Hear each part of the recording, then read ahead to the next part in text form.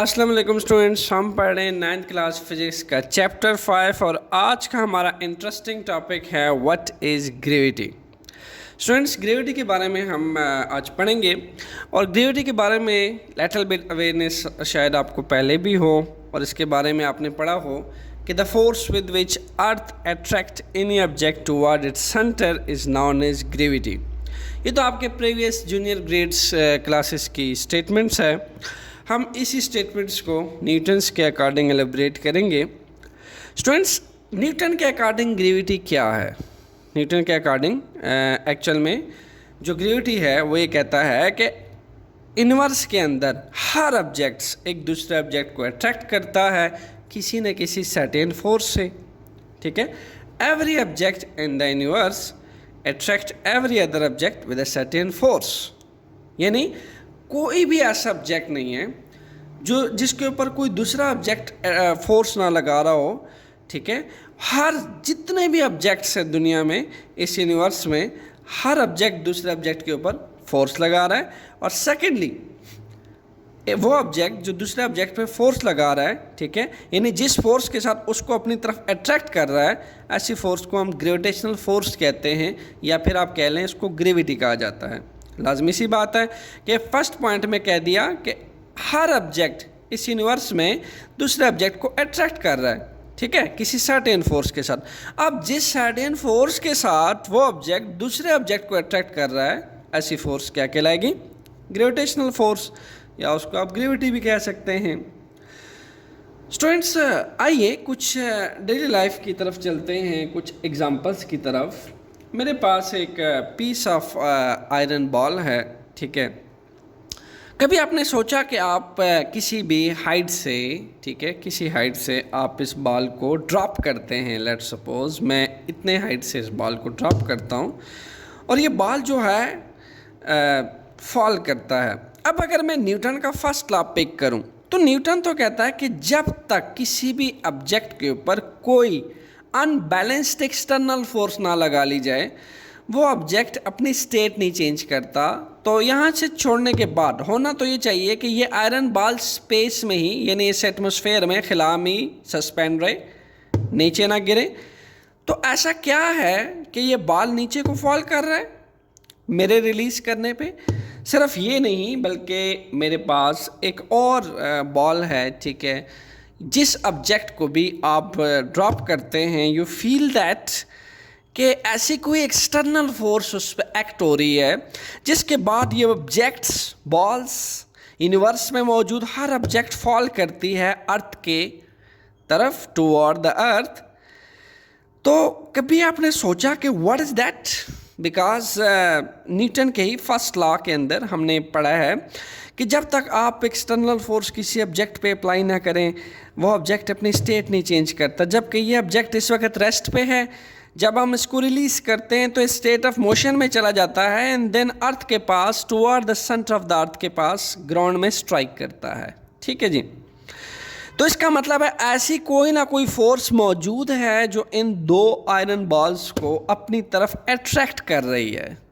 कोई भी ऐसी फोर्स मौजूद है, ठीक है, जो मेरे किसी भी सर्टेन हाइट से इन दोनों आयरन बॉल्स को रिलीज़ करने पे इसको अट्रैक्ट करती है। सिर्फ ये नहीं, बल्कि मैं मार्कर है, इस मार्कर को लेट्स सपोज किसी भी सर्टेन हाइट से छोड़ता हूँ तो ये सर्टेन हाइट्स के से ड्रॉप करने के बाद नीचे गिरता है। स्टूडेंट्स, यही तो है ग्रेविटी, यही तो है ग्रेविटेशनल फोर्स। तो हमने कहा कि यहाँ ये मार्कर, ये बॉल और ये बॉल, तीनों को हमने ड्रॉप किया सर्टेन हाइट से और ये बॉल नीचे गिरी। तो कहता है every object in the universe attract every other object. नीचे क्या है? नीचे अर्थ है और यहाँ पे इस रजिस्टर की सरफेस को आप अर्थ मान लें, ठीक है, क्योंकि ये जो बॉल्स हैं ये अर्थ के सेंटर की तरफ ड्रॉप हुई हैं मेरे रिलीज़ करने पे। तो हमने कहा कि इस यूनिवर्स में हर ऑब्जेक्ट दूसरे ऑब्जेक्ट को अट्रैक्ट कर रहा है। तो एक तो ये ऑब्जेक्ट हुआ, दूसरा ऑब्जेक्ट क्या हुआ? अर्थ हुआ। अर्थ ने मेरे ड्रॉप करने पे इन दो बॉल्स को अट्रैक्ट किया सर्टेन फोर्स के साथ, जिस फोर्स की हम बात कर रहे थे, अनबैलेंस एक्सटर्नल फोर्स, वो किसने लगाई इस पे? अर्थ ने लगाई इस पे। अर्थ ने दोनों बॉल्स को अपनी तरफ अट्रैक्ट किया, जिसके बाद ये बॉल्स मेरे रिलीज करने पे, ड्रॉप करने पे नीचे गिरी। अब जो अर्थ ने इस पे फोर्स लगाई है, उस फोर्स को जिस फोर्स के साथ इस अर्थ ने दो बॉल्स को अट्रैक्ट किया है, उसको हम कहते हैं ग्रेविटेशनल फोर्स या फिर ग्रेविटी। ओके स्टूडेंट्स, यहाँ से आप समझ गए होंगे कि डेली लाइफ में हम किसी भी ऑब्जेक्ट को ऊपर की तरफ फेंकते हैं। ये तो मैंने किसी सर्टेन हाइट से ड्रॉप्ड की एग्जांपल्स दी आपको। आइए अब इन दोनों बॉल्स को ऊपर की तरफ फेंकते हैं। देखते हैं ये दोनों बॉल्स ऊपर की तरफ फेंकने पे क्या खिलामी रह जाती हैं या फिर भी नीचे आती हैं। देखिए ये ball, look at that, again it fall back to ground. Why is this? Actual में जब आप इसको किसी हाइट पे थ्रोन करते हैं अपवर्ड की तरफ, again every object in the universe, so the object is earth, earth is the here object, जो इस सेकेंड ऑब्जेक्ट को अपनी तरफ ऊपर की तरफ जब आप इसको फेंकते हैं तो जो ग्रेविटेशनल फोर्स है वो इस ऑब्जेक्ट को अपनी तरफ खींचती है और इसकी वेलोसिटी को डिक्रीज करते करते जीरो पे ले जाती है, और इसके बाद ये थोड़ा सा ऊपर की जानिब यहाँ रुकता है और वापस ग्राउंड की तरफ आ जाता है। अब जिस फोर्स के साथ अर्थ उसको खींचती है वो ग्रेविटेशनल फोर्स है और हम उसको कहते हैं gravity. This is the gravity. Students, gravity की स्टोरी सिर्फ यहीं पे ख़त्म नहीं होती, बल्कि हमारी डेली लाइफ में चंद और एग्जांपल्स भी हैं, जैसा कि थ्री डिफरेंट डायग्राम्स हम न्यूटन्स के थॉट्स के अकॉर्डिंग सोचेंगे। हमारे अक्सर टेक्स्ट बुक में अक्सर ये चीज़ पढ़ाई जाती है कि न्यूटन जो है वो एक दरख्त के नीचे आराम फरमा रहे थे और एक दरख्त के पेड़ से एक सेब जो है उनके सर पे गिरता है। This is the main thoughts के यहाँ से उनको क्लिक मिलता है कि ये जो सेब है, ये एप्पल, ये इस दरख्त से नीचे ही क्यों गिरा? इस पेड़ से अलग होने के बाद होना तो ये चाहिए था, कहीं यहीं पे सस्पेंड हो जाता, यहीं एटमॉस्फेयर में रह जाता। आखिर ऐसी क्या चीज़ है जिसने इसको नीचे की तरफ खींचा? स्टूडेंट्स, ये वही चीज़ थी जिसने इस आयरन बॉल को नीचे की तरफ खींच रहा है। मैं इसको ऊपर फेंकता हूँ, ये आयरन बॉल नीचे को आती है, ये वही चीज़ थी और इसी चीज़ ने इस एप्पल को भी ग्राउंड की तरफ अट्रैक्ट किया।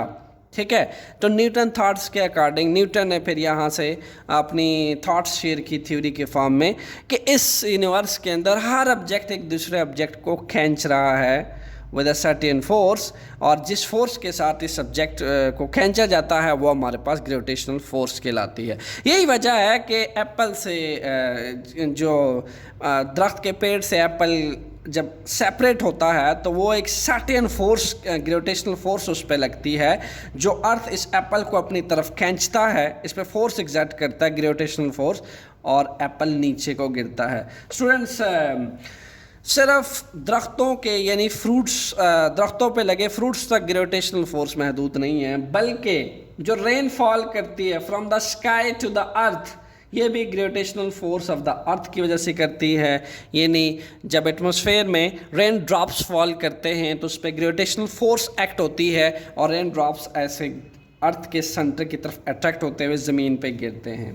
और फिर इसके अलावा हमारे पास एक थर्ड डायग्राम है, दैट वन, ये क्या शो करती है कि हमारे पास जो ग्रेविटेशनल फोर्स होती है अर्थ की, ठीक है, ग्रेविटी, वो भी हमारे पास किसी सर्टेन हाइट से वाटर को फॉल करवाती है रिवर्स की तरफ, डाउन द रिवर। इसीलिए ये जो आबशार होती है पहाड़ी इलाकों में, जो किसी सर्टेन हाइट से पानी फॉल करता है वो ज़मीन की तरफ ग्राउंड, किसी हाइट से ग्राउंड की तरफ क्यों फ्लो करता है? क्योंकि ग्रेविटी या ग्रेविटेशनल फोर्स उसको एक्ट कर रही होती है, ग्रेविटेशनल फोर्स इसको खींच रही होती है।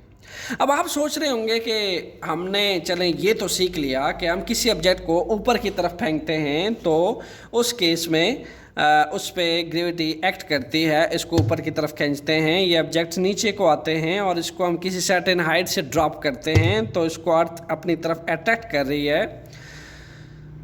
तो यहाँ पे दो ऑब्जेक्ट्स क्या थे, एक अर्थ और एक आयरन बॉल सेकंड ऑब्जेक्ट्स थे जो अर्थ इन दोनों को खींच रही थी, सो ये गिरी।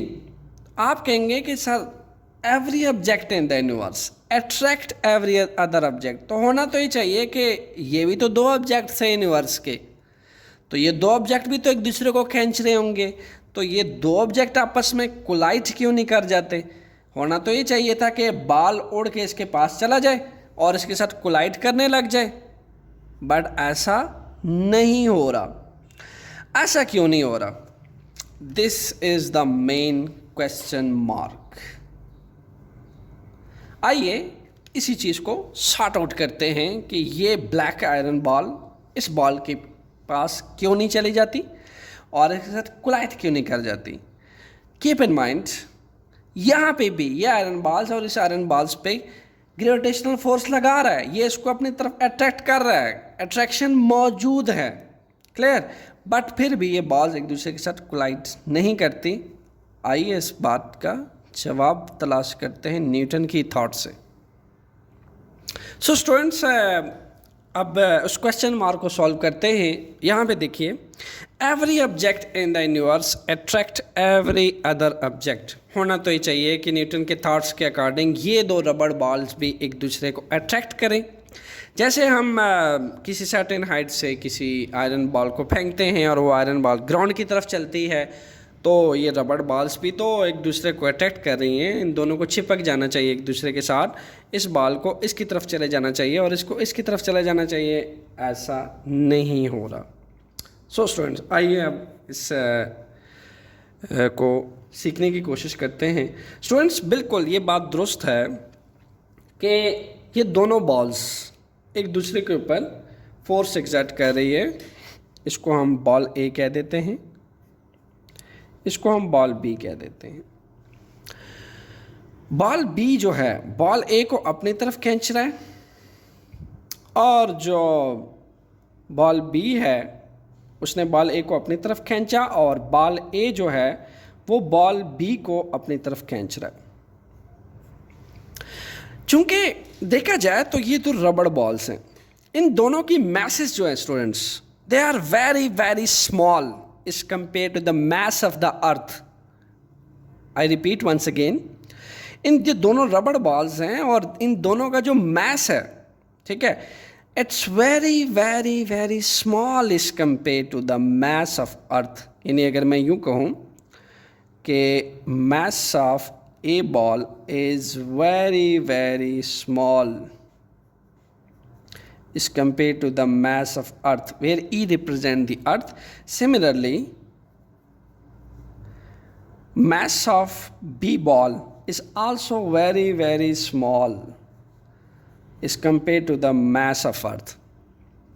अब इन दोनों बॉल्स के अपने मैसेज इतने छोटे हैं, ठीक है, कि जो ग्रेविटेशनल फोर्स है स्टूडेंट्स, उसका मैग्नीट्यूड बहुत छोटा है और वो इजीली डिटेक्ट नहीं किया जा सकता, उसको हम डिटेक्ट नहीं कर सकते due to the very small mass of these two balls. Because gravitational force किस पे डिपेंड करती है? ग्रेविटेशनल फोर्स डायरेक्टली प्रोपोर्शन है किस चीज़ के? Product of mass m1 product of mass m2। अब इन दोनों का मैग्नीट्यूड इतना छोटा है, इतना स्मॉल है कि इसके अंदर बड़ी माइनर मैग्नीट्यूड की ग्रेविटेशनल फोर्स होगी that can not be detected. जबकि अगर इसकी निस्बत अर्थ का केस लिया जाए, इस ब्लैक आयरन बॉल से ये नीचे ड्रॉप कर गई, यहाँ आपके पास ग्रेविटेशनल फोर्स का मैग्नीट्यूड बहुत ज़्यादा है। दैट्स वाई जब हमने इसको ड्रॉप किया किसी भी सर्टेन हाइट से, किसी भी हाइट से, ये ग्राउंड की तरफ अट्रैक्ट करती है, इस पर ग्रेविटेशनल फोर्स एग्जर्ट हो रही होती है जिसको अर्थ के सेंटर की तरफ खींच रही है। Why is this? Because the mass of earth is very very large is compare to the mass of that ball. अब क्वेश्चन यहाँ पे एक और होता है कि देखें, every object in the universe attract every other object with a certain force. अगर इस आयरन बॉल को अर्थ अपनी तरफ खींच रही है तो ये ब्लैक आयरन बॉल भी तो अर्थ को अपनी तरफ खींच रहा होगा। ऐसा ही है ना, ये दोनों एक दूसरे को अपनी तरफ खींच रहे हैं, तो अर्थ क्यों नहीं इसकी तरफ आ जाती? होना तो ही चाहिए था कि जितना ये अर्थ के ग्राउंड की तरफ जाए अर्थ भी इसकी तरफ जाए। आइए इसका रीज़न डिटेक्ट करते हैं according to Newton second law. So according to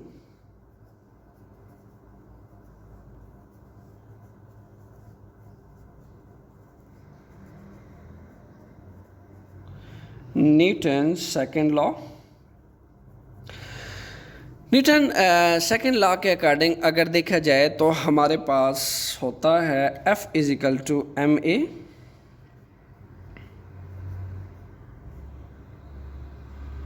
और इस लॉ के अकॉर्डिंग एक्सेलरेशंस जो प्रोड्यूस होती है बॉडी में वो इनवर्स रिलेशन के साथ होती है, किसके साथ? मास के साथ। तो देखिए हमने यहाँ पे बात की जो आपके पास mass of that black iron ball is very very very small is compare to the mass of earth. तो न्यूटन लॉ क्या कहता है?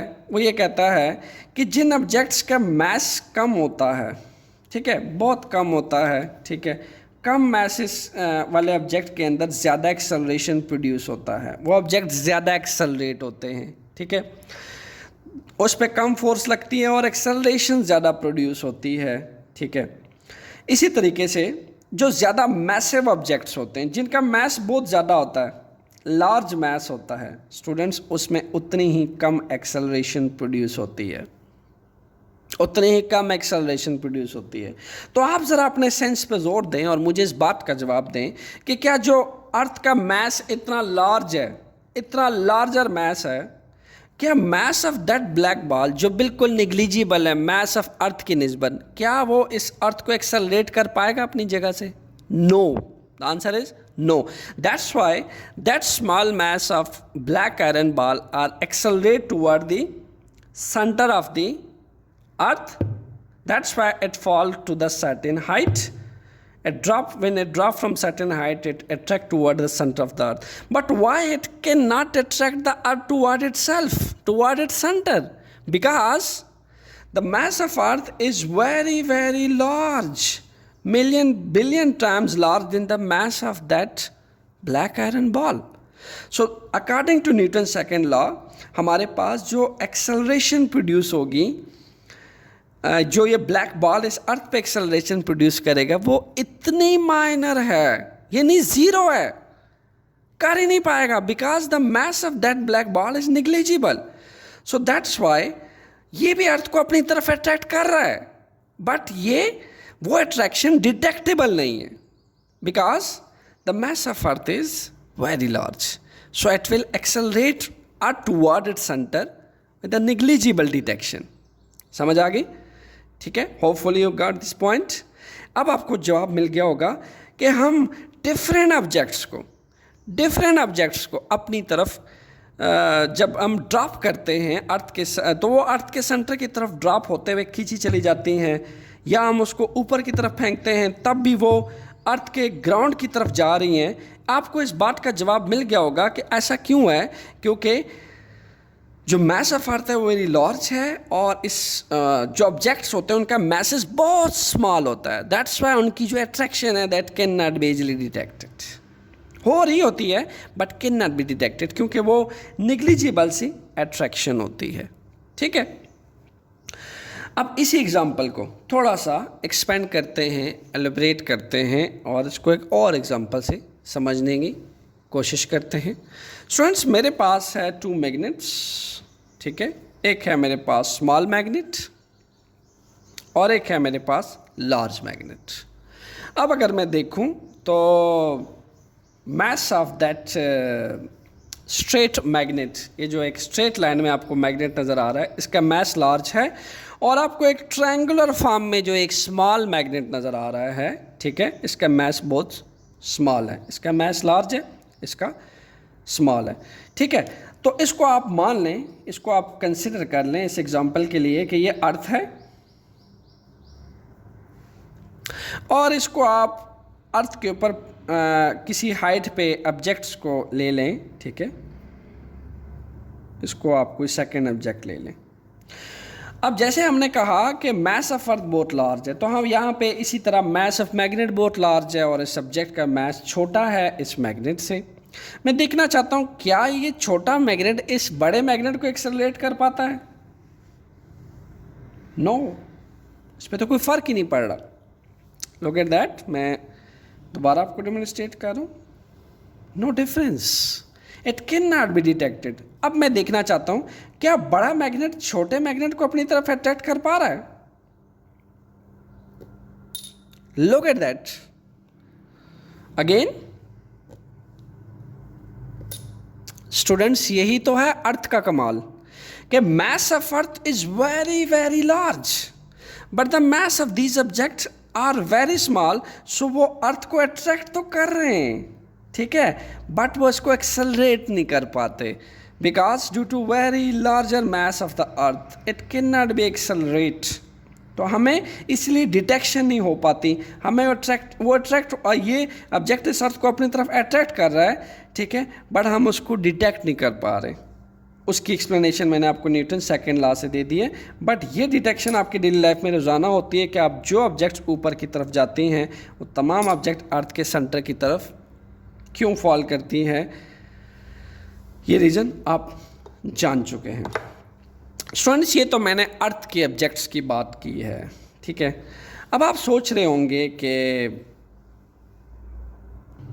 जो एटम का स्ट्रक्चर है उसके अकॉर्डिंग भी तो इलेक्ट्रॉन्स शेल्स और ऑर्बिट्स में रिवॉल्व करते हैं जिनके ऊपर होता है नेगेटिव चार्ज, क्लियर, और न्यूक्लियस के अंदर मौजूद प्रोटॉन्स होते हैं जिनके ऊपर होता है positive charge, clear.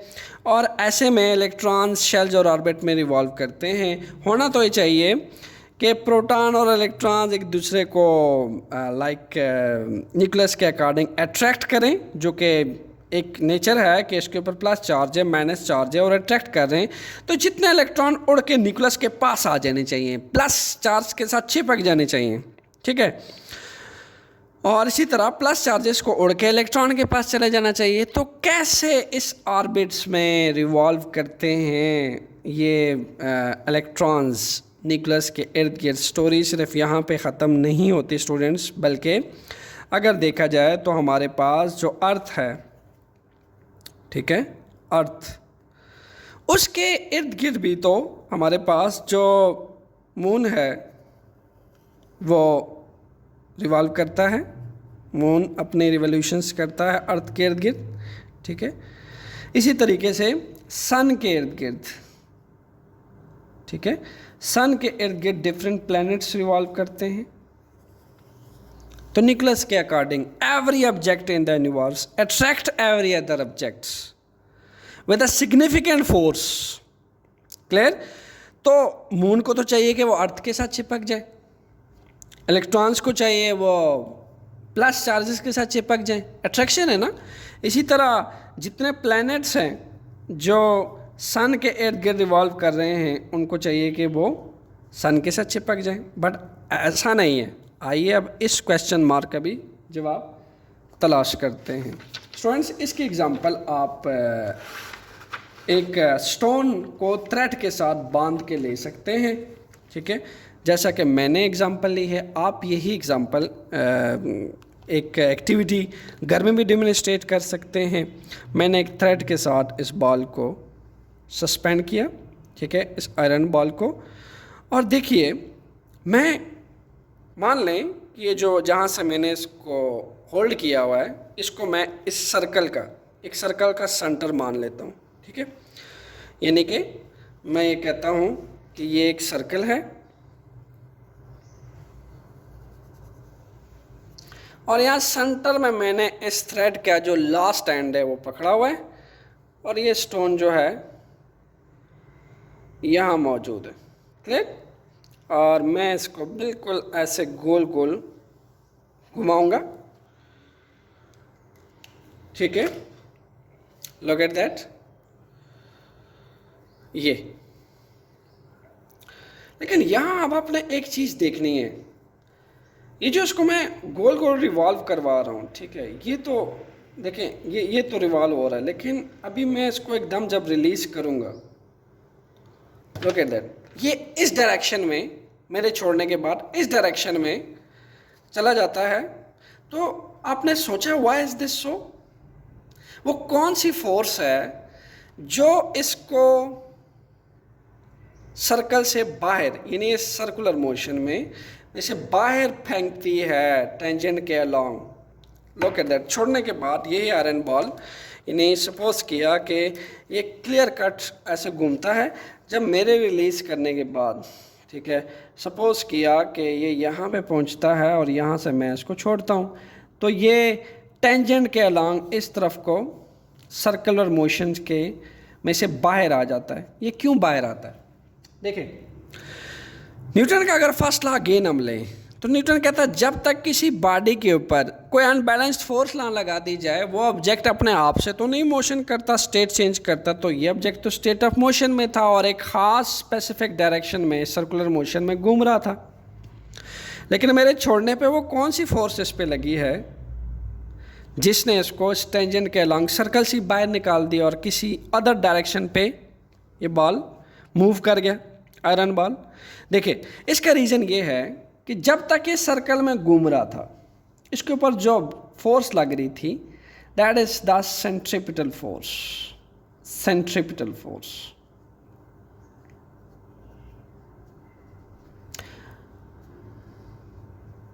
Centripetal force इसको क्या करती है, सर्कल के हर एंड पे एनवर्ड की तरफ इस पे फोर्स लगाती है और सेंट्रीपिटल फोर्स इसको एनवर्ड सर्कल की तरफ इस बॉल को रोटेट करवा रही थी हर इंस्टेंट पे।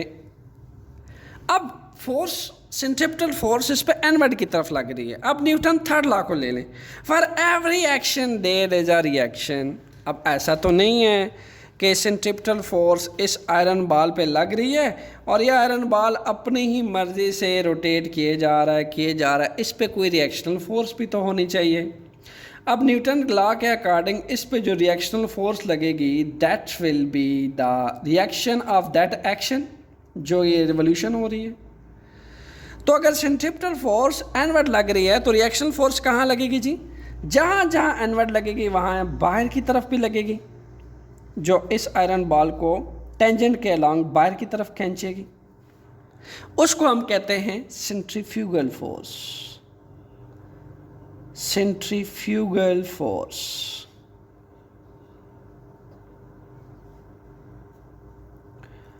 सेंट्रीफ्यूगल फोर्स वो होती है जो कि मेरे इस आयरन बॉल को छोड़ने पे ना मैंने फोर्स नहीं लगाया, इसको जब मैं रिलीज़ करता हूँ ये देखें ये किसी ख़ास डायरेक्शन में खुद ब खुद चला जाता है। Why is this? Due to centrifugal force. अब सेंट्रीफ्यूगल फोर्स कितनी लगेगी, इसको कितना बाहर सर्कल से एक सर्कुलर मोशन से बाहर लेके जाएगी? जितनी तेज़ी से मैं इसको घुमाऊंगा उतनी तेज़ी से इसको बाहर की तरफ ले जाएगी। Because why? Action and reaction are equal in magnitude. ठीक है, सर्कल की तरफ जो एनवर्ड एक्शन हो रहा है, दीज टू एस्टोनिया, तो these two are equal in magnitude but opposite in direction. Magnitude equal का क्या मतलब है कि अगर 5 न्यूटन फोर्स के साथ ये इसको एनवर्ड सर्कल में रोटेट करवा रही सेंट्रीपिटल फोर्स, तो सेंट्रीफ्यूगल फोर्स इसको -5 न्यूटन फोर्स के साथ ही आउटवर्ड की तरफ बाहर पुल करेगी। समझ आ गई? तो यही तो स्टोरी है कि ये फोर्सेस एक दूसरे को क्या कर रहे हैं, एक दूसरे का इफेक्ट कैंसिल कर रहे हैं। एंड ये मून अर्थ के अकॉर्डिंग, अर्थ के एक इक्वल सिग्निफिकेंट फोर्स के साथ इसको ग्रेविटेशनल फोर्स इसको एनवर्ड की तरफ खींच रही है, अर्थ के सेंटर की तरफ। और जो सेंट्रीफ्यूगल फोर्स है, ठीक है, मून जब अर्थ को अपनी तरफ खींचता है तो जितनी ग्रेविटेशनल फोर्स इसको एनवर्ड खींचती है उतनी ही सेंट्रीफ्यूगल फोर्स मून अर्थ पे लगाता है और इसको बाहर की तरफ खींचता है। And these two forces magnitude are equal to each other but opposite in direction, so they cancel the effect of each other. So that's why this moon continuously revolve to the earth. Similarly देखा जाए तो electron भी बिल्कुल ऐसे ही nucleus के इर्द गिर्द घूम रहे हैं। ये प्लस चार्ज इलेक्ट्रॉन्स एक अट्रैक्ट फोर्स के साथ इसको एनवर्ड की तरफ खींचते हैं और यही इलेक्ट्रॉन इस प्लस चार्ज को भी अपनी तरफ खींचता है यानी इस पर अपनी फोर्स लगाता है, और कितनी फोर्स लगाता है, जितनी इस पर एनवर्ड लगती है उतनी इलेक्ट्रॉन इस पर अपनी तरफ खिंचावट की फोर्स लगाता है, और ये फोर्सेस के मैग्नीट्यूड इक्वल होते हैं और अपोजिट होते हैं।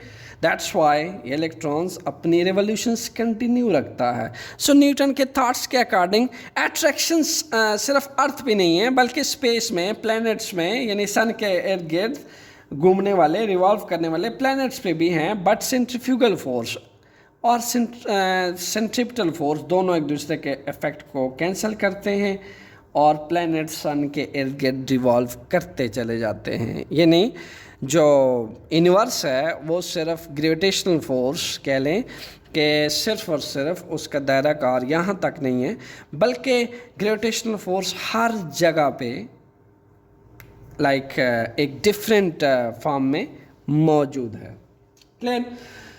अब हमने ये कंक्लूड किया कि जो अर्थ पे पड़ी ऑब्जेक्ट्स हैं, जैसे कार्स रोड पे चल रही हैं, जैसे दो बॉल्स पड़ी हुई हैं, ठीक है, ये दो रबर्स बॉल हैं, ये दोनों एक दूसरे को अट्रैक्ट तो कर रही हैं, but their masses are very small, और इनके अंदर जो ग्रेविटेशनल फोर्स है वो बहुत बहुत बहुत छोटी है, ठीक है, बहुत स्मॉल है, that can not be detectable easy.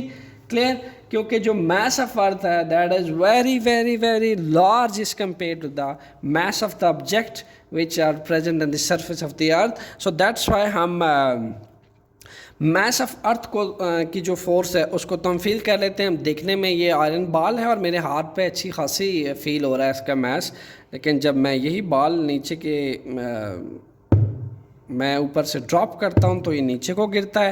ये मुझे यही बता रहा है कि आयरन बॉल भी अर्थ को अपनी तरफ खींच रहा है, बट ये जो अर्थ पे फोर्स लगा रहा है due to very large mass of the earth, very large mass of the earth, क्योंकि अर्थ का जो मास है वो बहुत लार्ज है, ठीक है, दैट्स वाई उसके अंदर जो एक्सेलरेशन ये आयरन बॉल प्रोड्यूस कर रहा है वो बहुत स्मॉल है। स्टूडेंट्स, होपफुली आपको ये सारे कंसेप्ट्स क्लियर होंगे। At the end of listening this lecture मुझे ज़रूर बताइएगा कि आपको ये लेक्चर कैसे लगा, और इसके अलावा in case of any question put it in comment box. Enjoy conceptual physics lectures, stay tuned.